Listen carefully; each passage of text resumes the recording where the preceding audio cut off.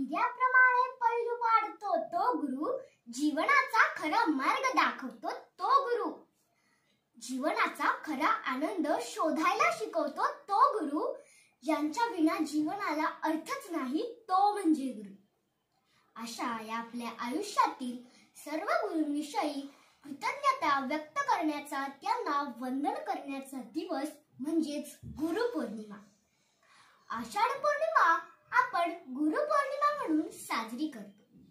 तसेच या पौर्णिमेला व्यास पौर्णिमा असेही म्हटले जाते, कारण याच दिवशी महर्षी व्यास यांचा जन्म झाला होता.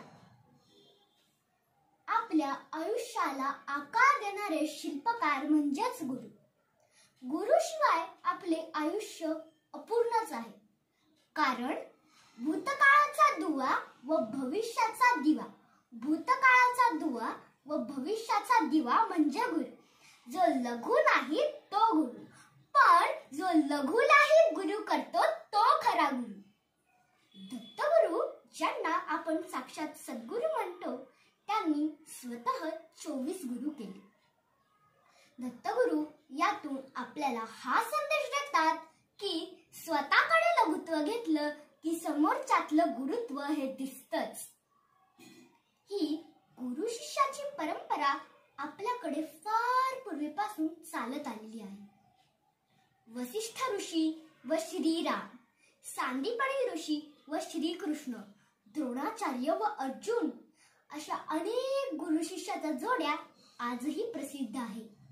आणि ही गुरु शिष्याची परंपरा अशीच पुढे अविरतपणे चालत राहील, कारण गुरु माझा गणगोत गुरु हीच माऊली, गुरु माझा गणगोत गुरु हीच माऊली, गुरु स्पर्श दूर करी दुःखाची सावली, गुरु स्पर्श दूर करी दुःखाची सावली. गुरुच्या कृपाशीर्वादाने आपल्या जीवनातील खडतर मार्ग सुकर होतो. जो जो आपल्याला ज्ञान देतो, जो जो आपल्याला चांगलं शिकवतो, तो आपल्यासाठी गुरुस्थानी असतो. हा निसर्गही आपल्याला खूप काही शिकवतो. आणि सर्वात महत्वाचं, वपू काळे म्हणतात तसं अनुभवासारखा दुसरा गुरु नाही. अशा या सर्व ज्ञात अज्ञात गुरूंना मी मनापासून वंदन करते आणि शेवटी एवढंच म्हणते, गुरुच्या ऋणाशी कृतज्ञ राहावे, गुरुच्या ऋणाशी कृतज्ञ राहावे, मोल आयुष्याचे जाणून घ्यावे, मोल आयुष्याचे जाणून घ्यावे.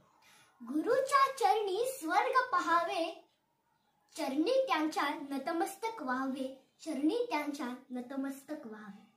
तुम्हा सर्वांना गुरुपौर्णिमेच्या खूप खूप शुभेच्छा. धन्यवाद.